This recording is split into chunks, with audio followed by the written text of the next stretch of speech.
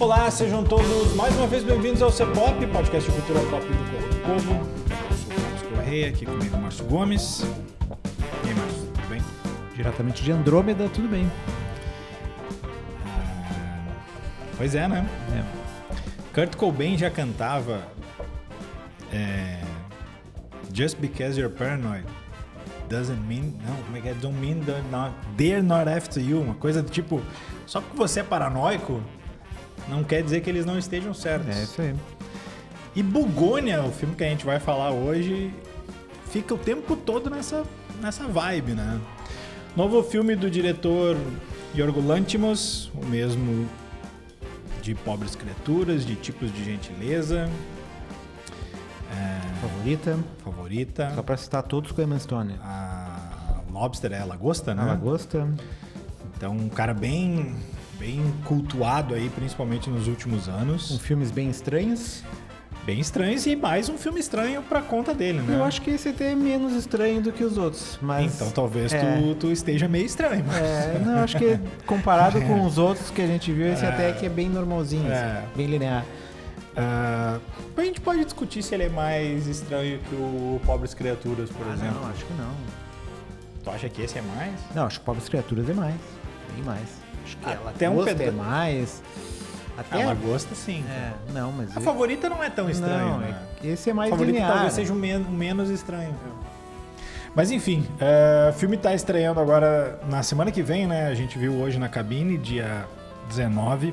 O filme tá estreando no dia 27 de novembro. Era uma estreia que, na verdade, era pra ter sido antes, né? Lá fora ele já estreou faz um tempo. Mas aqui acabou adiado e tá chegando às salas dos cinemas brasileiros na semana que vem. A gente falou bastante do diretor, mas acho que o nome mais conhecido aí da produção é a Emma Stone, que é uma figurinha carimbada nos filmes dele, né? Protagonista do Pobres Criaturas, ela tá no Tipos de Gentileza, ela tá na Favorita. E todos os últimos filmes dele ela tá. Isso, eu não lembro se pelo Tipos de Gentileza... Não, o Tipos de Gentileza é desse ano, né? Então não tem questão de indicação pra ela. Nos outros dois ela tava indicada, né? Inclusive no Pobres Criaturas ela ganhou. Acho que ganhou, né? Eu acho que sim, porque ela ganhou da... Foi um ano antes da Nora, né? Sim, eu acho que ela ganhou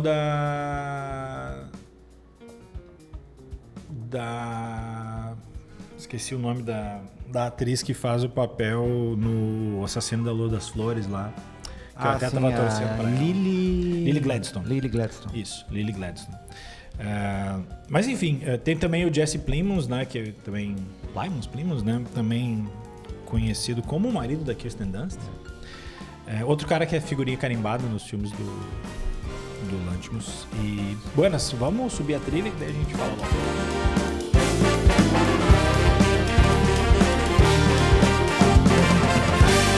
Bom, vamos lá. Bugônia, como eu disse, chega aos cinemas na semana que vem, dia 27.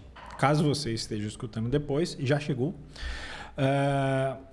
Filme lá fora, ele já estreou, né? Então a gente já tem ideia de notas. No Metacritic, ele tá com 7.2. Eu tinha visto no Letterboxd 4 cravado?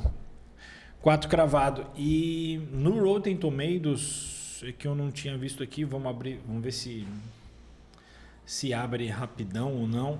Era um filme que... O Letterboxd é muito engraçado, tu fez login ali. Quando tu vai dar nota, aparece a imagem da Emma Stone e marque todas as imagens com Alien. Tu tem que garantir que... garantir e que além tu não disso, é o tu tem Alien. que marcar que tu não é o Alien. Né? Isso. Em vez do CAPTCHA, é isso aí. Tá abrindo aqui, vamos ver. 87% da aprovação da crítica e 84% do público, bem parecido até, né? 2 horinhas de filme, né? 1h58, não chega nem isso. A sinopse é o seguinte, são 2 apicultores, né? 2 criadores de abelha, um tanto quanto com teorias conspiracionistas. Eles acreditam que a Emma Stone, né? Que vive uma executiva bem grandona ali, não diz onde é que é, não diz a cidade, né? Não parece ser uma grande metrópole, mas é daquelas cidades que gira meio que em torno de uma grande empresa. ela é essa figurona, eles acreditam que ela, na verdade, é uma alienígena. Então, eles sequestram ela porque eles querem representar a Terra e pedir que eles se afastem, que eles se retirem da Terra, porque eles estão querendo acabar com a raça humana. E aí o filme se dá em torno disso, da relação desses dois malucos ou não malucos com essa alienígena ou não alienígena. A gente vai falar bastante na parte dos spoilers, porque obviamente é um filme com spoilers. Mas, Márcio, sem falar nos spoilers assim, de um âmbito geral, o que te pareceu Bugônia no geral, assim, como analisando só ele e na comparação aí, talvez com os outros filmes do Lanthimos? Eu me surpreendi, eu não esperava que eu fosse gostar tanto do filme. Eu fui até com meio que um pé atrás, assim, imaginando que ia ser... Não sei se um filme ruim, mas eu não estava com grandes expectativas, não sei porquê, assim, a impressão que eu tive é que as notas não eram boas, mas até são. Eu acho que eu ouvi algumas críticas em relação ao filme, meio que formei. Eu acho que ele estava com um buzz maior de Oscar e isso baixou um pouco. Né? É porque ele flopou, né? Nas bilheterias ele flopou, então sempre quando tu tem uma queda na bilheteria, por mais que o ator ou a atriz ou o diretor larguem conceituados, né? Eles acabam retrocedendo um pouco. É o caso da nossa querida Sydney Sweeney, né? Com o filme da boxeadora, que quando saiu foi insensada, uma das favoritas. De outras coisas, né? Tem outras coisas, mas o filme também não fez sucesso lá fora, então isso acaba reduzindo um pouco. Eu acho que a gente tem tido uma safra de filmes com problemas de bilheteria, assim, com exceção talvez dos filmes de terror, que a gente vê que sempre tem um público cativo, e talvez Uma Batalha Depois da Outra, que fez bastante público para padrões do Paul Thomas Anderson, filme, né? Mas não para padrões do que foi investido no filme, que gastou muito mais, né? E o próprio Agente Secreto, que aqui em tese está sendo sucesso de bilheteria também. Mas os outros todos meio que estão engatinhando, assim. E esse meio que entrou nessa seara, assim, porque ele é um filme de um diretor que costuma ter filmes meio áridos, assim, meio artísticos, meio cults, né? Que são de difícil entrada, tu tem que ir disposto a entrar naquele universo que o Lanthimos cria. E às vezes é um universo bem árido, bem complicado. Tem os filmes deles do começo da carreira, os filmes que ele fez lá na Grécia, que são filmes bem lentos, assim, né? Depois que ele foi para os Estados Unidos, as coisas até pegaram um outro ritmo, né? Pegar Favorita, que é um filme até, como a gente estava comentando antes, bem linear. O Pobres Criaturas é um filme estranho, mas é um filme, né, que anda, que tu consegue acompanhar sem... E é um filme longo, né? Sem te entediar, é um filme com uma dinâmica bastante interessante. O Tipo de Gentileza eu não vi. E esse é um filme também... embora ele seja... Tu nota que ele é um filme do Lanthimos, ele é um filme um pouco diferente. Assim, porque ele é um filme muito mais contido. Um filme que se passa o tempo todo dentro de um porão, né? Praticamente dentro de uma casa. E com 3, a gente estava comentando, quando estava voltando para casa, depois do cinema, com 3 ou 4 personagens que têm falas. Não muito mais do que isso. Outros que são ali figurantes, mas... 3 personagens principais e mais um ali que aparece eventualmente, que é o policial, que são esses 4 personagens do filme. O resto é figurante e o filme se desenrola em torno dessas 3 pessoas. Né? É um filme que tem também um visual bem árido, né? A gente é acostumado com Pobres Criaturas, com aquela coisa suntuosa. Né? É um mundo real ali, né? Ali não, é uma coisa bem... né, interior dos Estados Unidos, uma casa, né? Em determinado momento, o filme toma uma outra dimensão, né? Que depois a gente vai falar nos spoilers, que é quando a violência meio que explode, daí o filme queria ficar mais colorido, assim, mais... Né? Mas, fora isso, o visual do filme impactante é a Emma Stone careca. É um filme bege, né? É quando eles cortam o cabelo dela e ela, tipo... A lógica deles é que o pessoal de Andrômeda, os aliens, conseguem se comunicar com o pessoal os enviados dele na Terra através do cabelo. Então eles cortam o cabelo dela e passam uma pomada branca, tipo um hipoglós da vida, né? Em que ela fica toda branca. É ácido estamínico, uma coisa assim. Ácido estamínico. E visualmente aquilo fica muito impactante, assim, tu vê a Emma Stone, assim, ela faz todas aquelas caras e bocas.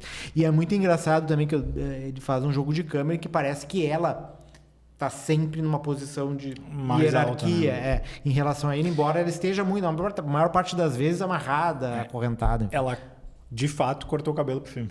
Sim, acho que...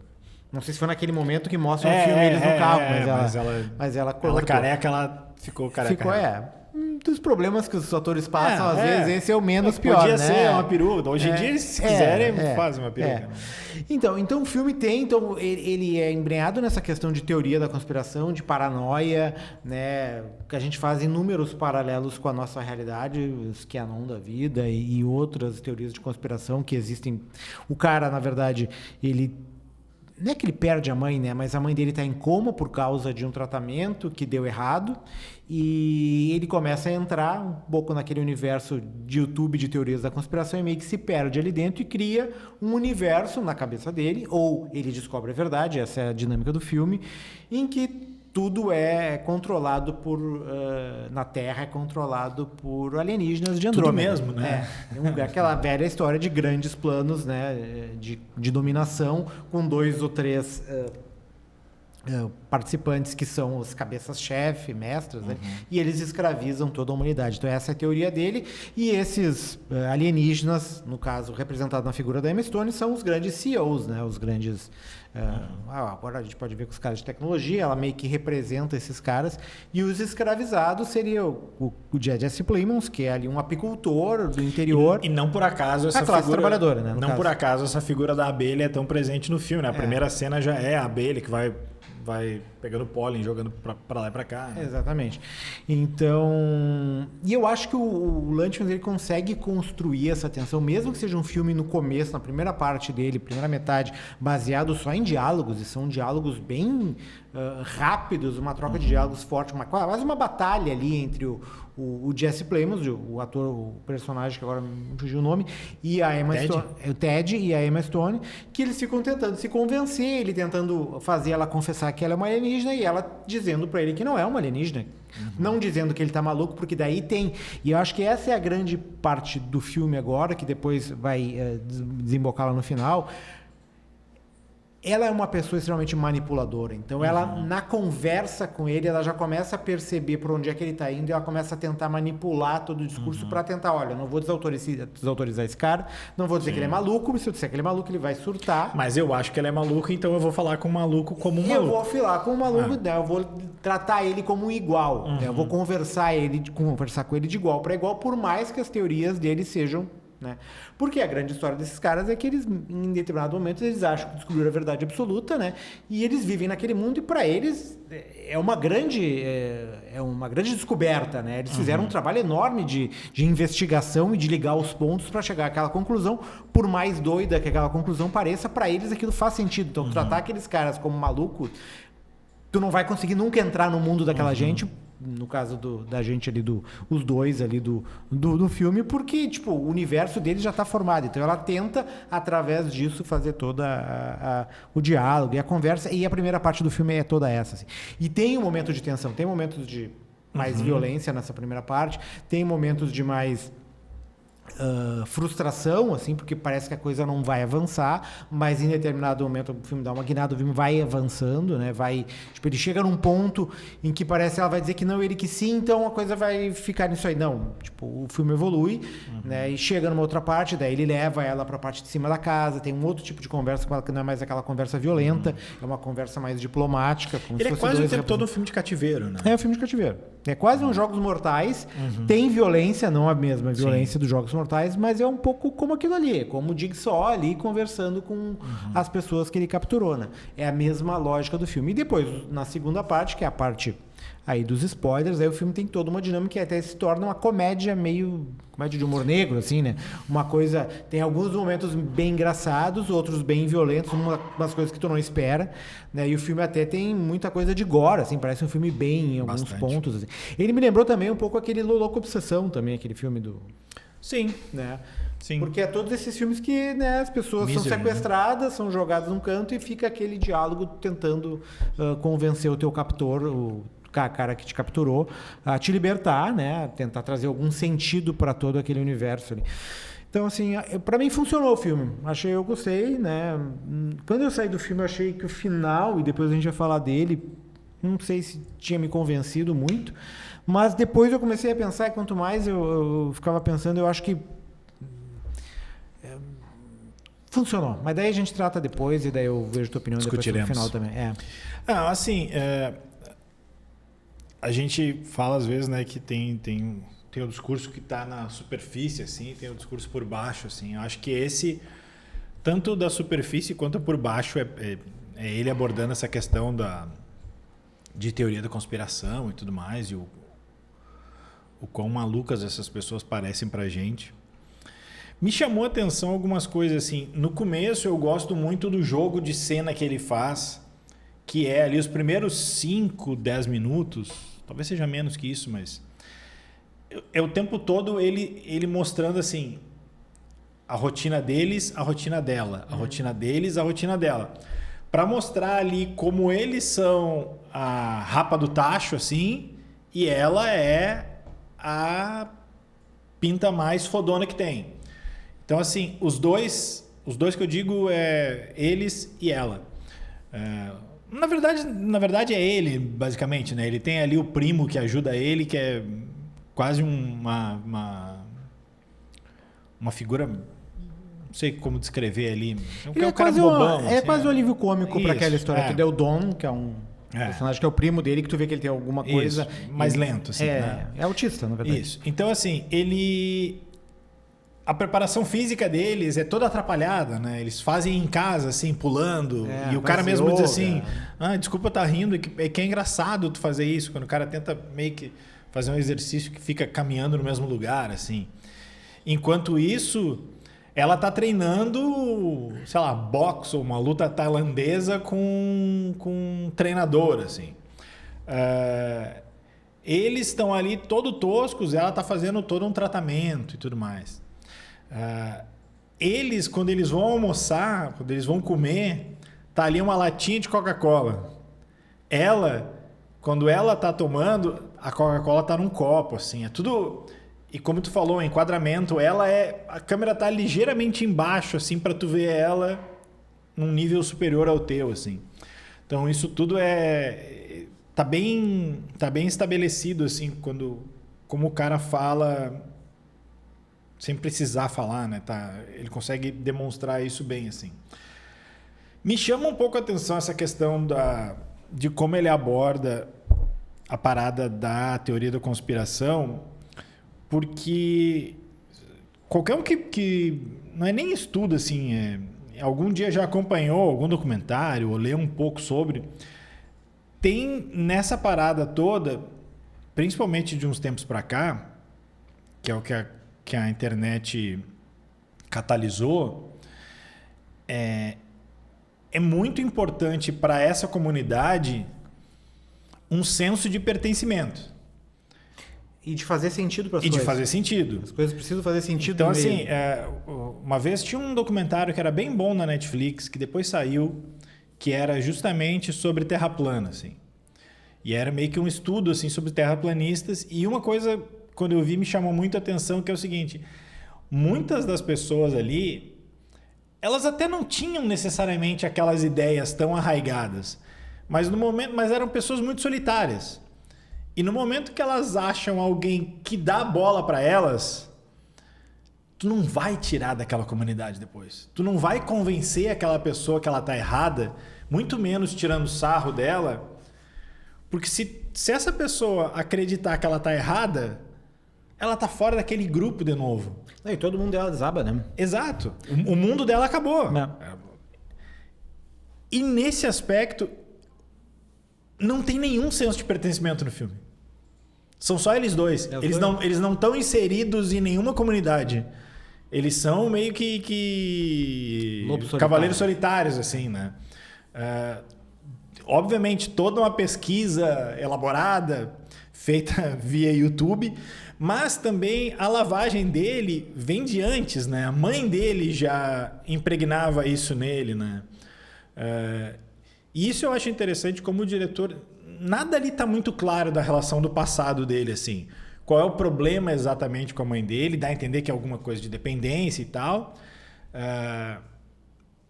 Nem qual tratamento tentaram fazer com ela, mas fica claro que era alguma coisa experimental, que meio que... Ela a personagem da Emma Stone é uma executiva da área de saúde, né? Então, assim, é meio... é meio evidente que o que tentaram fazer com ela era alguma coisa experimental e não deu certo. Tem o papel de um policial que o tempo todo tá pedindo desculpa pra ele pelo que aconteceu no passado. O policial foi babá dele no passado. Então tem uma relação de abuso ali, né? Que dá não fica claro, dá mas a entender tem. que teve um bullying, sabe? Nunca é explicitado o que houve, se foi um abuso... se foi um abuso sexual, se foi um abuso de poder, se foi bullying, sabe? O diretor deixa tudo isso para tu entender, assim. E para ficar bem claro que é passado, aí troca a câmera, né? Aí fica preto e branco. Acho interessante quando ele lembra, na cabeça dele, o encontro que os dois tiveram, né? Ele tá segurando a mãe como se a mãe fosse um balão, né? Mas se estiver saindo, ele estiver saindo e ele tá segurando, assim. Isso é bem constante na filmografia do diretor, que é uma coisa assim, às vezes é mais analogia do que qualquer coisa. Então, assim, dei um pouco de falta dessa parada da noção desse senso de pertencimento, assim. O que eu mais gosto, em grande parte do filme, é essa dinâmica da dúvida. Que é assim, eles têm certeza que ela é um alien. E a gente, em dado momento, tu fica pensando assim... Não. Cara, não é. Mas tu fica pensando também assim... esse filme assim, vai ter alguma coisa... É que o filme começa, ele abre com ela, todas essas cenas que tu descreveu, ela com uma postura meio altiva e bem, não digo asséptica, assim, mas uma coisa bem... Parece que fora, parece que de outro universo. Sim. Parece que ela é de outro universo, na verdade. Assim. Então tu começa, bom... Eu fui pro filme sem saber muito bem o que era o filme, mas sabia que era um filme que tinha essa questão de alien. Pensei, bom, ela é alien. Quando começa a história a desenrolar, e eles começam a falar, e tem todo aquele embasamento de YouTube pra história, assim, tu começa... A lógica fica, não, esses caras estão malucos. Caras estão malucos, né? Eles estão tentando... Ficaram perdidos por causa de todos os problemas que tiveram ao longo da vida e estão tentando compensar isso. Eu acho que... Uma questão de vingança contra elas. Assim, tipo, é por esse caminho que o diretor te leva. Assim. Eu acho que, por via das dúvidas, para esse filme, a gente vai ter que chamar os spoilers mais cedo. Pode ser, mas eu acho que até daria para ficar um pouco mais assim. Porque eu só queria deixar mais uma coisa, que eu acho que esse é um de tantos filmes que vieram pós-Covid ali, que eles não tratam especificamente da doença ou do momento que a gente vive, mas eles são reflexo de tudo aquilo, né? Então, essa questão... Tem o isolamento. Né? A questão não só do isolamento ali, mas também de tu tentar sobreviver em meio ao caos ali, de várias coisas que acontecem na tua vida que tu não tem controle, tu não consegue fazer sentido e que tu precisa encontrar um sentido em tudo aquilo. Então, tu inventa teorias muitas vezes, né? Ou tu tenta te agarrar em algumas poucas verdades concretas, tentar montar um mosaico ali, né? Um pouco que depois até, tipo, a questão da teoria do laboratório chinês, que na época da Covid era uma teoria meio esdrúxula, né? Que todo mundo se agarrava, porque muita gente se agarrava porque aquilo ali era a coisa mais concreta que tu tinha. Olha, é um negócio que escapou de um laboratório, é muito mais controlável do que algo que está na natureza e é qualquer coisa. É mais fácil tu dirigir teu ódio para uma coisa e achar um vilão do que... Depois, essa teoria do laboratório se mostrou não tão maluca assim, né? E hoje ela é uma teoria levada bastante em consideração. Mas, independentemente da validade dela ou não, é sempre essa nossa necessidade, o filme, a necessidade deles também, de tentar se agarrar a um fiapo de realidade que eles criaram e que torna toda a existência deles ter um sentido, né? Uma finalidade, que no caso da finalidade do Ted ali, que é o personagem do Jesse Plemons, que é ser o representante da Terra, né? Na negociação para que os andromedanos... Ele quer se dar importância, né? Tu fica aqui, eu sou o salvador, né? Não só eu descobri tudo, mas como eu sou o grande fantasia. salvador da humanidade. Essa é a fantasia. Não necessariamente a gente vai... Tudo que a gente falar daqui para frente vai ser spoiler, mas eu vou pedir agora já a trilha dos spoilers, porque se eventualmente a gente deixar escapar, a gente já tá na zona segura dos spoilers. Então, spoilers a partir daqui. I am your father. I see dead people. What's in the box? Vamos lá. O que eu mais gosto no filme é quando tem, como eu estava falando, assim, quando tem essa dinâmica da dúvida. E ele faz ela não é assim uma vilã propriamente, mas é alguém que, pelo menos naqueles primeiros momentos, tu nunca tem simpatia por ela. Ela é manipuladora. Ela é uma executiva, assim, sem sentimentos.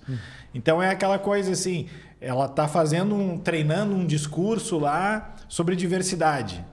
E ela, pelas tantas, ela diz pro cara, ela erra o texto e diz assim, mas tem muita palavra diverso aqui. Aí o cara diz assim, mas é um texto sobre diversidade. Não, mas tem diverso demais. Então assim, tu vê que aquilo ali é só pro forma, assim. Ela não acredita em nada daquilo. Assim como ela fica o tempo todo dizendo assim, olha, estamos implantando uma nova cultura aqui na empresa. Que tu vê que isso é pra fora, né? As pessoas podem sair às 5h30. Mas se elas quiserem Mas ficar... se elas quiserem ficar, tudo bem. Se elas tiverem trabalho pra fazer, elas podem ficar. Sempre lembrando que elas têm meta. Mas assim, se tu quiser sair, pode sair. Mas elas vão ser cobradas. Mas tudo bem, pode sair, não tem problema. E ela fica o tempo todo repetindo. Essa parte é muito legal. Então assim, tu vê que é esse discurso da horizontalidade com os funcionários que não tem horizontalidade nenhuma. É uma relação puramente vertical. Então assim, e a partir do momento em que ela vira refém deles... Ele inverte um pouco essa lógica, inverte não, mas muda um pouco essa dinâmica, e aí tu fica assim, será que eu vou ficar com pena dessa personagem, sabe? Qual é? Porque assim, quem tá errado ali são eles, afinal de contas eles são sequestradores, cara. Tipo, eles, por mais desumana que ela seja, tu tá cometendo um crime ali, né? E em alguns momentos é quase tortura. Quase não. É tortura o que eles fazem com ela, né? Para além da questão do cabelo, eles dão um choque, né? Eles dão um choque elétrico. Né? E aí quando ele acha que não... Peraí, eu achei que tu era uma representante dos aliens, mas agora, quando eu te dei o choque, eu vi que tu não é um representante, tu é o imperador. Não, tem o sangue real, tu tem faz sangue parte real, da... Tu é o próprio... Tu não precisa fazer o meio campo, eu vou fazer o meio campo contigo aqui. E aí, a partir disso, se estabelece uma nova dinâmica ali de negociação em que tu ainda tá com a dúvida. Porque tu pensa assim, fosse um filme de um outro diretor, talvez fosse um estudo sobre uma questão mental do cara ali. Tu conhecendo a obra do Lanthimos, tu pensa assim, esse cara vai querer brincar com isso. Então assim... Pelo menos tu vai ficar com a dúvida se de fato ela não tem alguma coisa ou não. E aí que eu acho que o filme, para mim, ele...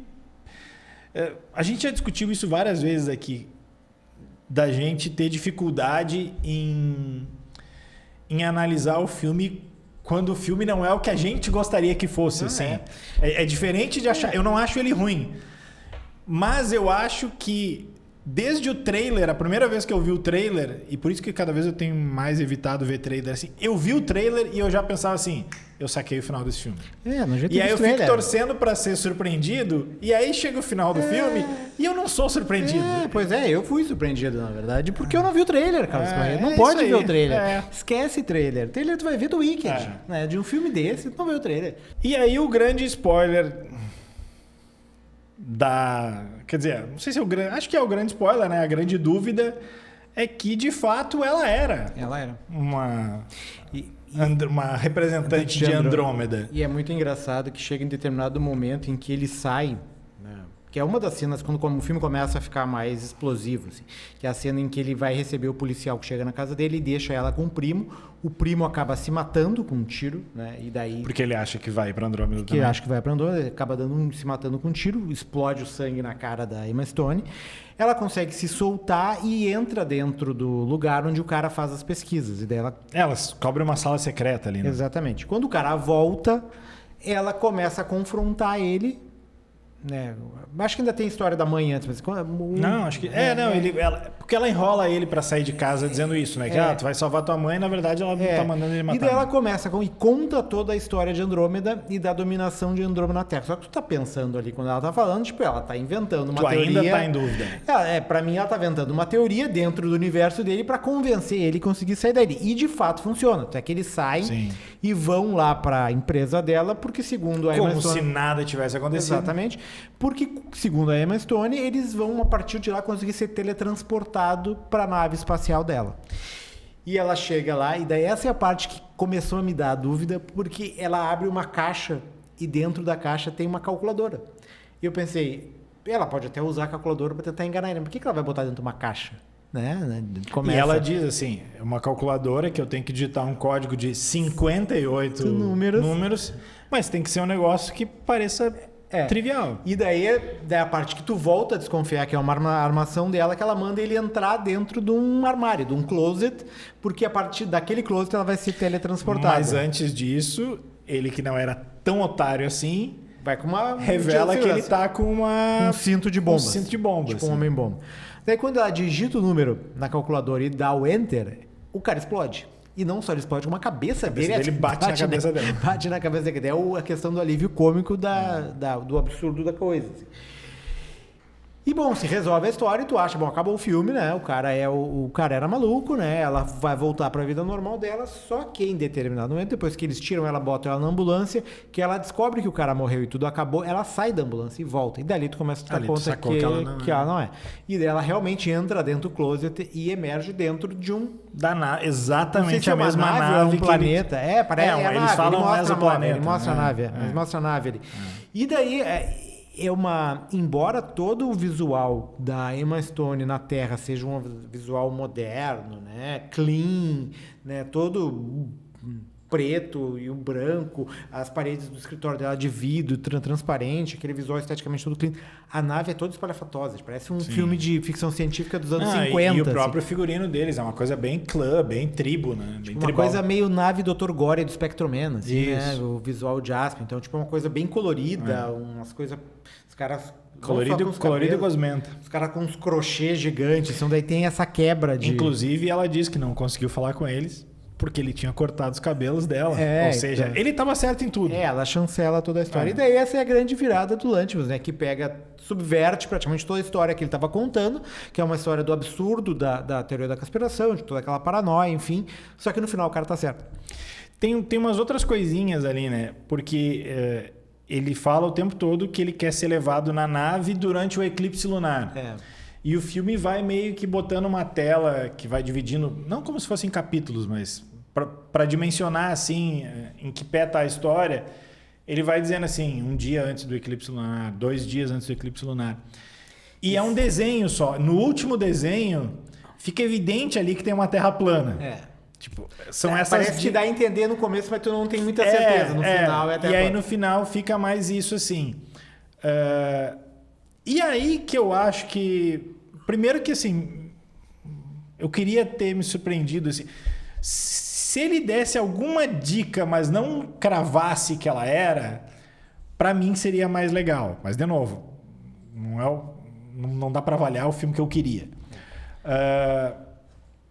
Mas eu acho que ele muda um pouco a crítica até no final ali, porque ele está o tempo todo falando de teoria da conspiração e tudo mais, e eu nem vou entrar no mérito mas então tipo, a mensagem é que os conspiracionistas estão certos o tempo todo. Não acho que é por aí. É um estudo sobre o comportamento desse pessoal. E aí eu acho que ele muda um pouco o discurso, e eu acho que ele faz isso de uma forma um pouco superficial, assim, na comparação com essa discussão toda sobre teoria da conspiração, e na verdade ela já vinha falando isso quando ela confronta ele ali na saída dessa sala secreta, que já passa a ser um discurso e uma reflexão do tipo assim, o que os humanos estão fazendo com a Terra.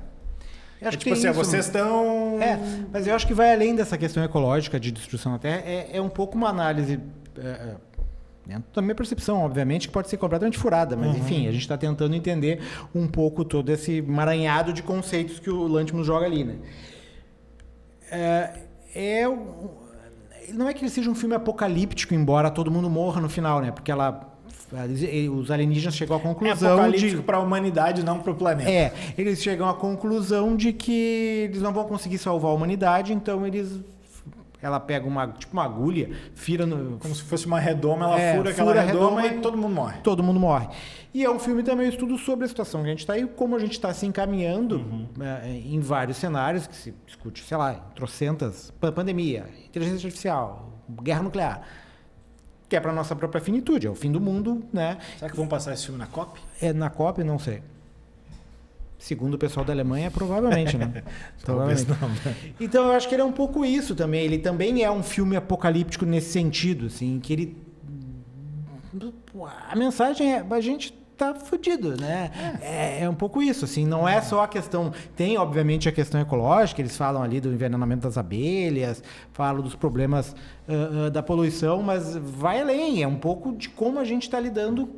Que, na verdade... dentro das próprias relações, como nós estamos lidando com nós mesmos. Que, na verdade, esse discurso, ele já tá permeando o filme todo e talvez tu não perceba, porque ele tá dando... Mas aí no final ele meio que submerge mais do que... E ali ele te mostra... O cenário é esse, assim.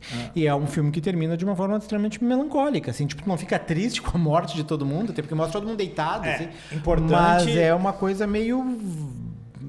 vazia, assim, meio... mas assim, eu achei importante dizer, morrem as pessoas. Isso.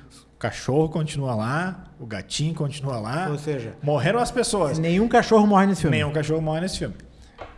E mais do que isso, talvez eu tenha As pessoas já resolveu o problema, né? Eu sei que... Eu entendo a percepção ali de que é um final melancólico. Por outro lado...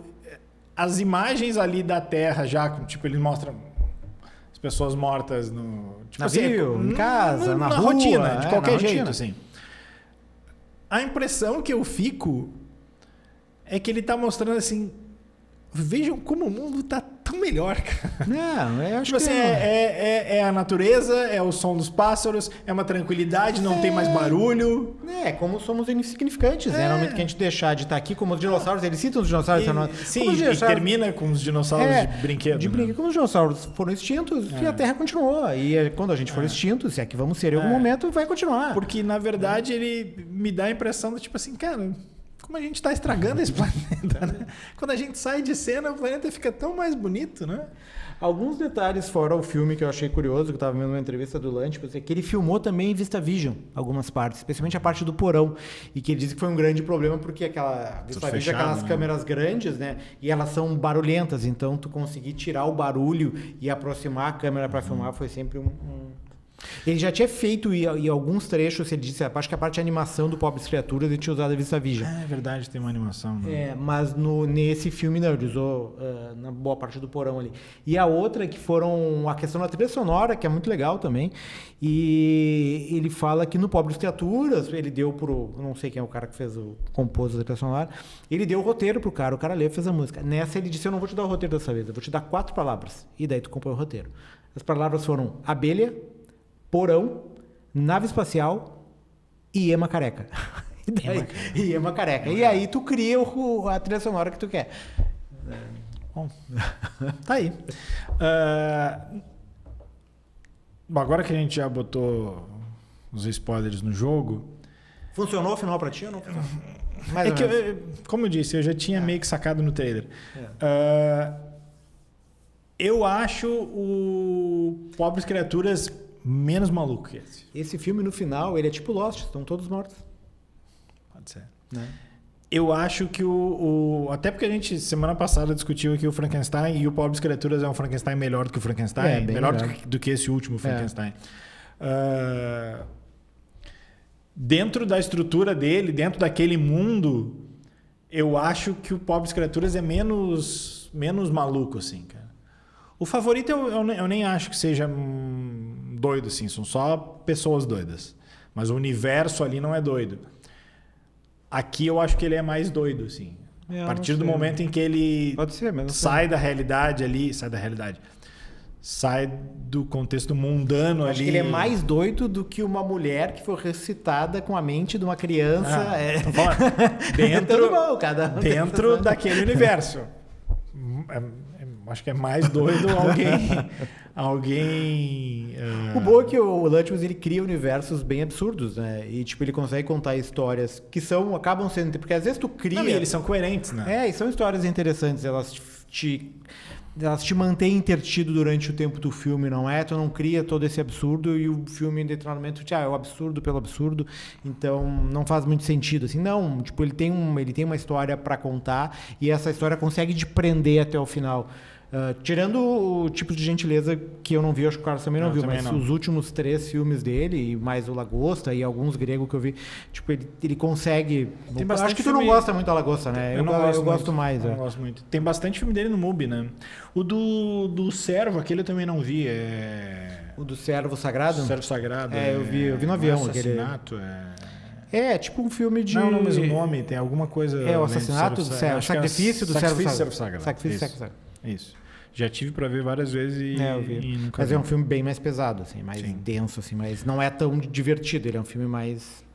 Como ainda temos as dicas, vamos pras notas aí. Vamos. Eu dei 3,5. Eu dei 4. Na média. Tá parecido, É isso aí. tá parecido. Então sim, vamos lá para as dicas da semana.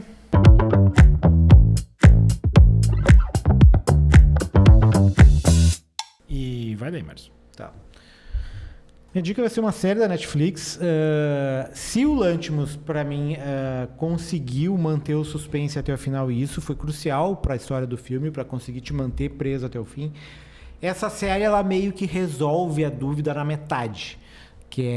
A série é O Monstro em Mim, série com a Claire Danes e o Matheus Rhys. É o cara do The Americans, né? Eu não sei, ele tá numa performance que é meio clichê demais. Desde o início tu vê ele como parece um psicopata, assim, um vilão de série. Assim. Então a premissa da história é muito parecida com uma história da vida real, que teve uma série documental na HBO, logo no início dos anos 2010, The Jinx. Acho que já deve ter ouvido falar. Sei, que o cara se entrega. Que o cara se entrega, o cara é acusado de matar a mulher, só que eles nunca descobrem o corpo, tu não sabe se o cara matou ou não matou, fica aquela dúvida e ele é absolvido. E daí depois eles vão fazer um documentário sobre o cara e no final do documentário o cara esquece que tá com o microfone e meio que confessa, falando sozinho, confessa o crime. E daí eles retomam o julgamento, prende o cara e o cara morre na prisão, se eu não me engano, talvez de Covid, mas foi na época da Covid que ele foi preso e eu acho que ele morreu na prisão daí. E esse filme tem uma história semelhante, é um milionário, também um filho de um grande empresário, que a mulher dele desaparece e a tese oficial é de que ela se suicidou, mas todo mundo desconfia que ele matou. E ele vai morar do lado de uma escritora que passa por um drama pessoal, como sempre, as pessoas sempre têm que ter traumas internos, né? Que perdeu o filho, né? Teve o relacionamento que ela rompia e ela tá num bloqueio criativo. Então o cara começa a morar ali, eles têm uma relação inicial meio de estranheza e depois ela meio que convence ele a contar a história dele para ela no livro, para fazer tipo uma biografia, contar a história dele. E aí, a partir daí, a história se desenrola. Primeiro, para saber se ele é assassino ou não é. E depois, no final, a história toma um outro rumo. Já fica mais uma história de ação. E daí, ela tentando se desvencilhar das armadilhas que são montadas ali. Mas o tempo todo é o antagonismo dos dois, assim. Que eles são antagonistas, mas tem um pouco de... A série tenta trazer tenta aproximar os dois, assim. Tem o desejo de sangue dele e o desejo de sangue dela. Então, fica aquela coisa de que eles se odeiam, mas cada um tem um pouco do outro, assim, né? São ambos manipuladores, ambos têm um desejo de vingança, enfim. Essa série, eu não sei se eu gostei tanto do final, eu acho que tem algumas escolhas meio simplistas e que parece que a história se encerrou de forma meio abrupta, assim. Não faz muito sentido com todo o resto de que foi contado ali no começo da série e tal. Mas mesmo assim ela funciona. Era uma série de Netflix que tem uma cara de HBO, assim, tipo aquelas séries de suspense, de mistério, de assassinato da HBO ali. Então, fica a dica, são 8 episódios e ela passa bem rapidinho, porque alguns episódios são de 50 minutos, mas o ritmo da Netflix é sempre bem dinâmico, né? Então tu consegue assistir a série, quase maratonar ela em 2, 3 dias, assim, ou até menos. Tava tentando lembrar o nome dela no Homeland, né? Carrie, né? Carrie. Então é O Monstro em Mim, da Netflix. Tá. Eu vou falar de um filme que eu vi. Eu até ia falar de outro aqui, porque eu até ia comentar contigo esses dias, me esqueci que eu revi. ET? Não, ET eu revejo mais seguido, mas não é o caso. É bem diferente de ET. Eu revi esses dias aquele Crash do Cronenberg. Sim. E eu não lembrava como esse filme é bom, mas ele é completamente maluco, né? Porque é uma parada das pessoas tendo fetiche ali em acidente, e tem que transar no meio do acidente. Eu vi no cinema esse filme. Filmes do Cronenberg, né? Não, mas o filme que eu vou falar é bem outra pegada. É um filme brasileiro que estreou esse ano, que é o Manas, que está no Telecine, né, no Globoplay. É o filme que chegou a se discutir se deveria ser esse o indicado do Brasil ao Oscar em vez do Agente Secreto. E eu até acho que não, acho que o Agente Secreto tem muito mais cara de filme. Mas o que eles falavam, que se alegou muito na época, é que o tema dele era mais importante, que fala como é que eu vou falar sem dar spoiler? Eu achei que era uma parada mais de tráfico sexual. Ali, o filme se passa acho que no Amazonas. Se é Marajó, eu tô confundindo com a Psica, que é a série. Mas, enfim, em alguma região amazônica ali, eles são ribeirinhos e tudo mais. E tem essas duas meninas, assim, bem jovens. A protagonista, ela tem 13 anos, ela tem uma irmã mais nova ainda. E é meio que assim, como é difícil tu ser mulher ou menina naquela região, assim, no mundo no geral. Mas naquela região ainda mais, assim. Porque tem uma parada toda de sobrevivência ali, tem a questão das balsas, e aí as meninas trabalham, vão vender coisas na balsa, mas tu sabe, na verdade, que quando elas sobem na balsa, o produto que elas vão vender é outra coisa, né? Que os caras acabam consumindo essas próprias meninas. Só que mais do que isso, e o filme se desenrola a partir disso, é o que acontece dentro de casa. Que é justamente onde ela teria que ser mais protegida, assim. O filme é muito mais nisso, assim. É essa tensão que tu fica o tempo todo. O filme vai dando sinais que esse pai, tipo, no começo, assim, não vou dar spoiler assim de como se desenvolve, assim, mas essa dúvida que te gera no começo é o que mais te assusta, porque tu fica o tempo todo torcendo para, não, talvez eu tô com mais medo e isso seja coisa da minha cabeça. E aí tu fica nessa expectativa de vai ou não. E o filme trabalha muito com essa tensão. É um filme que não tem muita concessão, assim. O que for pesado, ele vai tratar de forma pesada. Então, mas ele é rapidão, assim, também. É bem... Não vou dizer fácil de ver, porque não é fácil de ver. Mas ele é filme curto, assim. Eu achei bem bom. É Manas. E tá no Telecine. E é isso, né? É isso aí. Leonardo Vec na edição? Leonardo Vec na edição. A gente volta semana que vem. Semana que vem já é o Coisas Estranhas? Tem ou coisas, é na outra? Tem um monte de coisa semana que vem. Tem Coisas Estranhas, tem os Utopia, tem os Utopia 2. Não tem mais nenhuma outra cabine semana que vem? Que eu me lembro é os Utopia. Talvez surja alguma outra perdida por aí. Utopia é aquele que acaba o primeiro é o que acaba com a preguiça no carro, cara, eu vi trechos do primeiro, eu não vi todo ele ainda. Eu vou ter que ver. Eu lembro que eu achei mais ou menos, mas tem uma piada ótima que é o carro que pega em alta velocidade e aí baixa o vidro e é a preguiça que está dirigindo. Mas enfim, seja com Utopia, com Zootopia ou com Stranger Things, a gente volta... Ou com outro filme, né? Que assim, o Stranger Things vai estrear na quarta. Deve ser uns 4 episódios de 4 horas. A gente não vai conseguir ver tudo. O que sai em 31 de dezembro é o último filme... Porque ali vão ser filmes, na verdade, né?